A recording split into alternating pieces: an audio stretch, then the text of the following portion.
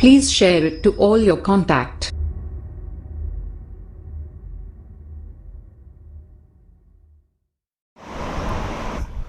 بسم اللہ الرحمن الرحیم۔ آج کا ہمارا یہ نیا سبق ہے الخطابۃ المعجزۃ۔ حضور پاک صلی اللہ علیہ وسلم نے ایک سنگین موقع پر تقریر کی ہے جس کا متن ہے۔ تو اللہ کے نبی کا یہ خطاب ایک معجز اور فصیح اور بلیغ ہے، اور موقع کی نزاکت سے آپ کی زبان کا لہجہ کس انداز کا ہو گیا ہے وہ ہمیں سمجھ میں آ سکتا ہے کہ گویا کہ تقریر کی نزاکت اور خطابت کی نزاکت یہ ہے کہ موقع کے اعتبار سے ایسا جوش ہو، تو گویا کہ حماست اور جوش اس تقریر میں موجود ہے جس کا متن ہم پڑھیں گے۔ بہرحال ہمارا سبق ہے الخطابۃ المعجزۃ۔ الخطابہ، یہ خطب یخطب خطابتاً کے معنی تقریر کرنا، اور الخطابۃ کے معنی تقریر۔ عموماً اس لفظ میں غلطی ہوتی ہے، اور خطابت ہم بولتے ہیں اردو میں، تو گویا کہ عربی میں بھی اس طرح ہم بول جاتے ہیں، لیکن یہ لفظ صحیح جو ہے وہ الخطابہ ہے۔ المعجزۃ اعجز یعجز اعجازا کے معنی عاجز کر دینا، یعنی گویا کہ فصیح اور بلیغ کے معنی میں یہ لفظ استعمال ہوتا ہے، یعنی فصیح و بلیغ خطبہ، اس کو ہم پڑھتے ہیں۔ عن ابی سعید الخدری رضی اللہ تعالی عنہ قال لما اعطى رسول الله صلی اللہ علیہ وسلم ما اعطى من تلك العطايا الكبار في قریش وفي قبائل العرب۔ حضرت ابو سعید خدری رضی اللہ تعالیٰ عنہ سے روایت ہے، وہ فرماتے ہیں کہ جب رسول پاک صلی اللہ علیہ وسلم نے دیا جو کچھ دیا، یعنی کثرت کا معنی کریں گے کہ رسول پاک صلی اللہ علیہ وسلم نے بہت کچھ دیا۔ کس میں سے؟ من تلک العطایا الکبار، ان بڑے بڑے عطیات میں سے۔ عطیتن کی جمع ہے عطایا۔ کس کو دیا؟ قریش کو اور عرب کے قبیلوں کو۔ اللہ کے نبی کے پاس ایک موقع پر مال غنیمت آیا، تو اس کی تقسیم اللہ کے نبی نے قریش میں اور بہت سے عرب کے قبیلوں میں تقسیم کیا۔ وَلَمْ يَكُنْ فِي الْأَنصَارِ مِنْهَا شَيْءٌ، اور انصار میں اس عطایا میں کچھ بھی نہیں تھا، یعنی انصار کو اللہ کے نبی نے اس موقع پر ان عطیوں میں سے اور اس مال غنیمت میں سے کچھ دیا نہیں۔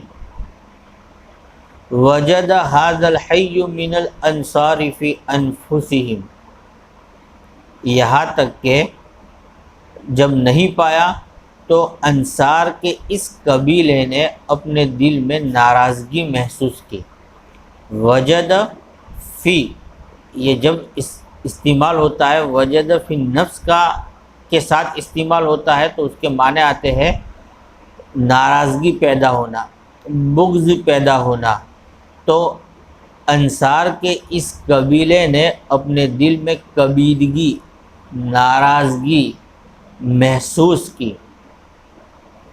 حتیٰ کثرت فیہم القولۃ، القولۃ کے معنی آتے چیمے گوئیاں۔ معاملہ یہاں تک نہیں رکا، چونکہ حضور پاک صلی اللہ علیہ وسلم کی جانب سے یہ تقسیم تھی، اور ظاہر بات ہے کہ قوم کا کوئی بڑا اس سے کوئی ایسی بات پیدا ہو جاتی ہے اور لوگوں کو بدگمانی ہو جاتی ہے، تو وہ معاملہ آگے بڑھتا رہتا ہے اور وہ گویا کہ بات کا موضوع بن جاتا ہے اور مجلس کی گفتگو بن جاتا ہے۔ تو یہاں پر بھی ایسا ہی ہوا، یہاں تک کہ ان میں چیمے گویا بڑھ گئی، ناراضگی ہوتے ہوتے ہوتے گویا کہ ایک معمولی شوشہ ایک بہت بڑا بن کے کھڑا ہو گیا، اور لوگوں کی طرح طرح کی باتیں ہونے لگی اس موضوع پر۔ حتیٰ قال قائلہم لقی واللہ رسول اللہ صلی اللہ علیہ وسلم قومہ، یہاں تک کہ ان میں سے ایک کہنے والے نے یہاں تک کہہ دیا جو ہرگز مناسب نہیں تھا، اور ایک صحابہ جیسے طبقے میں صحابی کے زبان سے یہ بات نکل جاوے، یہ کوئی اچھی بات نہیں تھی، لیکن بہرحال بڑے کے منہ سے کوئی ایسی بات نکل جاوے بے تکی تو ایک اس کا انسان اثر لیتا ہے۔ تو یہاں تک کہ ان میں سے کہنے والے نے کہا اللہ کی قسم رسول پاک صلی اللہ علیہ وسلم اپنی قوم سے جا ملے، یعنی گویا کہ اللہ کے نبی نے اس تقسیم میں جانبدارانہ معاملہ کیا ہے، اپنے لوگوں کو کے ساتھ رعایت رکھی، اور جو اجنبی قسم کے لوگ تھے تو ان کے ساتھ گویا کہ رواداری کا معاملہ نہیں رکھا۔ تو یہ بات بہت بڑی تھی، کسی صحابی کے زبان سے یہ بات نکل جاوے تو یہ بہت بڑی بات تھی۔ تو فدخل علیہ سعد بن عبادہ، جب یہ بات بہت بڑی تو حضرت سعد جو اپنے قبیلے کے اس وقت سردار تھے اور اللہ کے نبی کے محبوب تھے، تو ان کو یہ بات اچھی نہیں لگی، تو انہوں نے مناسب یہ سمجھا کہ اس کی یہ اطلاع اللہ کے نبی تک پہنچائی جائے۔ تو سعد بن عبادہ رضی اللہ تعالیٰ عنہ اللہ کے نبی کے دربار میں داخل ہوئے۔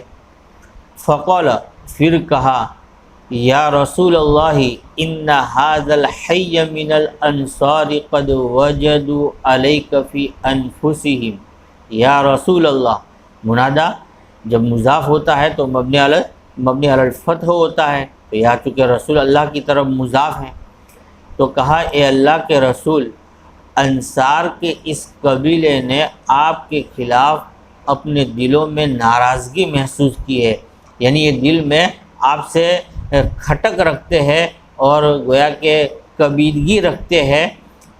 کیوں؟ لما صنعت فی ھذا الفیء الذی اصبت، اس وجہ سے کہ آپ نے کیا اس مال غنیمت میں جو آپ نے پایا، یعنی وہ مال غنیمت جو آپ کے پاس آیا اور آپ نے اس کی تقسیم میں جو انداز اختیار کیا، تو گویا کہ انصار کے قبیلوں کو آپ کی تقسیم پر گویا کہ رضامندی نہیں ہے، اور ان کو یہ احساس ہو رہا ہے کہ اللہ کے نبی نے اپنے لوگوں کی جانبداری، اپنے لوگوں کے ساتھ جانبدارانہ معاملہ کیا ہے، یہ اطلاع کے پہنچائی۔ قسمت فی قومک واعطیت عطایا عظاما فی قبائل العرب، کہ آپ نے مال غنیمت کو اپنی قوم میں تقسیم کیا اور بڑے بڑے عطا کیے عرب کے قبیلوں میں، یعنی عرب کے قبیلوں میں آپ نے مال تقسیم کیا، مال غنیمت تقسیم کیا، اپنی قوم میں مال غنیمت کو تقسیم کیا اور انصار کو اس تقسیم سے محروم رکھا، تو اس بنیاد پر گویا کہ ان کو دل میں کبیدگی محسوس ہو رہی ہے۔ وَلَمْ يَكُنْ فِي هَذَا الْحَيِّ مِنَ الْأَنصَارِ مِنْهَا شَيْءٌ، اور اس مال غنیمت میں سے انصار کا کچھ بھی حصہ نہیں رہا، یعنی انصار کو اس میں کچھ نہیں ملا اور آپ نے انصار میں تقسیم نہیں کیا۔ یہ گویا کہ انصار میں یہ بات چل رہی ہے، اور یہ آج کا اور گویا کہ اہم موضوع ہے، ان لوگوں کا ہر وقت اس کا تذکرہ چل رہا ہے۔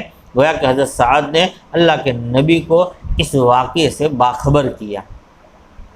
اللہ کے نبی تھے، تو فوراً تو یہ سوچا کہ حضرت سعد جو اپنے قبیلے کے سردار ہیں، ان کا اس بارے میں منشا کیا ہے، کیا ان کے دل میں بھی جو ہے واقع میں کبیدگی ہے، یا قوم کی نمائندگی کرتے ہوئے یہ اطلاع پہنچانے آئے ہیں۔ تو پہلے تو ان کا نظریہ اور ان کی دل کی بات کو اللہ کے نبی نے پوچھ لیا، تو سوال کیا فَأَيْنَ أَنْتَ مِنْ ذَلِكَ يَا سعد، اے سعد اس معاملے میں آپ کا کہاں سے تعلق ہے، یعنی آپ اپنے قبیلے کی طرفداری کرتے ہی اس مسئلے میں جو وہ لوگ کہہ رہے ہیں، یا آپ میری طرف ہے اور میری تقسیم پر آپ راضی ہیں؟ بہرحال صحابہ تھے، تو جو دل میں بات ہوتی تھی وہ صاف کہہ دیتے تھے، کوئی مصلحت کی پرواہ کرتے نہیں تھے۔ تو فوراً قال یا رسول اللہ ما انا الا من قومی، انہوں نے فوراً جواب دے دیا اے اللہ کے رسول، میں نہیں ہوں مگر میری قوم سے، یعنی گویا کہ اس مسئلے میں میرا تعلق بھی میری قوم کے ساتھ ہے۔ یعنی دبے الفاظ میں انہوں نے یہ کہہ دیا کہ آپ کی اس تقسیم پر اللہ کے نبی مجھے بھی تکلیف ہوئی ہے، اور گویا کہ میرے دل میں بھی یہ خیال آیا ہے کہ اللہ کے نبی نے جانبدارانہ معاملہ کیا ہے، جو بات تھی حقیقت میں وہ کہہ دی۔ قال فاجمع لی قومک فی ہذہ الحظیرۃ، تو اللہ کے نبی نے فوراً حضرت سعد کو فرمایا تم میرے لیے اپنی قوم کو اس باڑے میں جمع کرو۔ حظیرتن وہ ایسی جگہ جہاں جانور وغیرہ کو باندھا جاتا ہے تو اس کو حظیرتن بولتے ہیں۔ تو کہا کہ میرے لیے اپنی قوم کو اس باڑے میں جمع کرو۔ قال، راوی فرماتے ہیں فجاء رجال من الانصار، جا کے یہ بات کہہ دی کہ اللہ کے نبی نے آپ کو بلایا ہے اور فلاں جگہ جمع ہونا ہے۔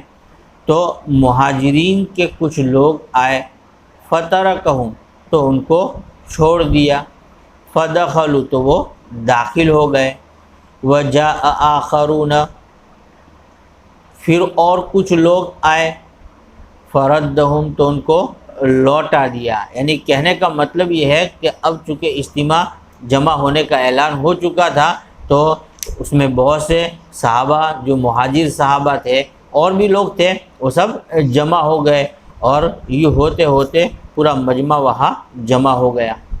فلما اجتمعوا، تو جب وہ لوگ جمع ہو گئے اس باڑے میں آ گئے، اتی سعد، تو حضرت سعد آئے، فقال، اور پھر اللہ کے نبی کو اطلاع دی۔ کیا اطلاع دی؟ قد اجتمع لک ھذا الحی من الانصار، اے اللہ کے نبی انصار کا یہ قبیلہ آپ کے لیے جمع ہو چکا ہے۔ یعنی گویا کہ جو مقصود طبقہ تھا جن سے اللہ کے نبی کو خطاب کرنا تھا وہ گویا کہ وہ طبقہ آ چکا ہے۔ فأتاہم رسول اللہ صلی اللہ علیہ وسلم، پھر رسول پاک صلی اللہ علیہ وسلم ان کے پاس آئے، فحمد اللہ، پھر اللہ کی تعریف کی، وَأَثْنَى علیہ، اور اللہ کی شایان شان تعریف کی۔ اثنا یثنی اثناءً مانے تعریف کرنا، اور ہمیشہ اثنا جو ہے وہ صلہ اللہ کے ساتھ استعمال ہوتا ہے۔ انہو اثنا زید اثنا علی خالد، زید نے خالد کی تعریف کی تو اللہ کا صلہ جو ہے وہ استعمال ہوتا ہے۔ وَأَثْنَى عَلَيْهِ بِمَا هُوَ أَهْلُهُ، اور اللہ کے نبی نے اللہ کی شایان شان تعریف کی۔ ثم قال، پھر کہا، یعنی گویا کہ اب یہاں سے خطبے کا متن شروع ہو رہا ہے، تو اللہ کے نبی نے خطبہ دیا، اور یہ خطبہ جو اس کے اندر کیا خطابتی روح ہے وہ ہمیں دیکھنا ہے۔ چونکہ یہ خطبہ لمبا ہے اس لیے خطبے کا تھوڑا متن آج پڑھتے ہیں اور باقی ہم کل پورا کریں گے۔ بہرحال تو اللہ کے نبی نے خطبہ اپنا شروع کیا۔ ثم قال، پھر فرمایا، یا معشر الانصار، اے انصار کی جماعت۔ گویا کہ اللہ کے نبی کے اس خطاب سے پتہ چل رہا ہے کہ اللہ کے نبی نے کس انداز سے ان کو مخاطب کیا۔ ما قالۃ بلغتنی عنکم وجدۃ وجدتموها فی انفسکم، اے انصار کی جماعت، وہ چے میں گویا کیا ہے؟ گویا کہ اللہ کے نبی کا یہ انداز دیکھیے، ما قالۃ، ارے وہ چے میں گویا کیا ہے؟ بلغتنی عنکم، جو مجھے تمہاری جانب سے پہنچی ہے، وجدۃ وجدتموها فی انفسکم، یہ مجھے اطلاع پہنچی ہے کہ کبیدگی اور ایسی ناراضگی ہے جس کو تم نے اپنے دل میں محسوس کیا ہے، یعنی تم اندر سے ناراض ہوئے ہو، تو وہ چے میں گویا کیا وجہ ہے، کیا معاملہ ہے، کیا بنیاد ہے؟ اور ایک گویا کہ دلوں کو جھنجھوڑنے والی جو انداز ہو سکتا تھا وہ اللہ کے نبی نے اس موقع پر اختیار کیا۔ الم آتکم ذلالا فہداکم اللہ بی، کیا میں تمہارے پاس نہیں آیا تھا اس حال میں کہ تم لوگ گمراہ تھے، راستہ بھٹکے ہوئے تھے، ہدایت سے محروم تھے، تو اللہ نے تم کو میرے ذریعے سے ہدایت دی۔ احسان جتلانا مقصود نہیں تھا، یہاں گویا کہ دلوں کو آمادہ کرنا مقصود تھا، اور دلوں کو یہ بتلانا تھا کہ تمہارے دلوں میں یہ بات کیسے آ گئی ایک ایسے شخص کے متعلق جس نے تمہارے ساتھ کیا کیا کچھ کیا، اور تم نے بھی کیا، نبی نے بھی تمہارے ساتھ احسان کیے، اور تم نے بھی نبی کے ساتھ احسان کیے، اور ایسے تعلق والے اور ایسی محبت کا جہاں معاملہ چل رہا ہو، تو ایسی صورت حال میں تمہارے دلوں میں یہ بات آنا یہ بہت ہی گویا کہ بڑی بات ہے۔ تو الم آتکم ذلالا، کیا میں تمہارے پاس نہیں آیا تھا اس حال میں کہ تم گمراہ تھے، تو اللہ تبارک و تعالیٰ نے تم کو میرے ذریعے سے ہدایت دی۔ وعالتاً فاغناکم اللہ بی، عائل کی جمع عالتن، اور کیا تم محتاج نہیں تھے، تو اللہ تبارک و تعالیٰ نے تم کو میرے ذریعے سے مالدار بنایا، اسلام میں داخل ہوئے، اس کے بعد جنگیں ہوئی، فتوحات ہوئی، مال غنیمت آیا، تو تمہاری پہلی صورتحال اور آج کی صورتحال میں کیا فرق آ گیا ہے؟ یعنی دین کی برکت سے اللہ تبارک و تعالیٰ نے تم کو دنیا سے بھی نوازا۔ کیا یہ بات حقیقت نہیں ہے؟ کیا آپ کو یہ بات تسلیم نہیں ہے؟ وَأَعْدَاءً فَأَلَّفَ اللَّهُ بَيْنَ قُلُوبِكُمْ، عدوٌ کی جمع اعداء کہ معنی دشمن، اور کیا تم دشمن نہیں تھے کہ اللہ تبارک و تعالیٰ نے تمہارے دلوں کو جوڑ دیا۔ یعنی اسلام میں داخل ہونے سے پہلے مدینہ کے دو مشہور قبیلے اوس اور خزرج جو ہمیشہ جنگ و قتال میں رہتے تھے اور ہمیشہ ان کی زندگی لڑنے میں رہتی تھی، لیکن اللہ تبارک و تعالیٰ نے نبی کو مبعوث فرمایا، اور پھر دین کی برکت سے اللہ تبارک و تعالیٰ نے دونوں قبیلوں کو شیر و شکر بنا دیا اور گویا کہ محبت کے ساتھ رہنے لگے۔ تو کیا یہ نبی کی برکت سے نہیں ہوا؟ قالوا اللہ ورسولہ امن وافضل من یمن منن کہ معنی احسان کرنا۔ تو ان لوگوں نے جواب دیا کہ اللہ اور اس کے رسول کا بڑا احسان اور بڑا فضل ہے، اے نبی آپ کی ان نعمتوں کو، آپ کی برکتوں کو ہم یقیناً جھٹلا نہیں سکتے ہیں، یقیناً آپ نے ہمارے ساتھ بڑا احسان کیا ہے، اور آپ کے احسان کے نتیجے میں آج ہم بہت کچھ ہے۔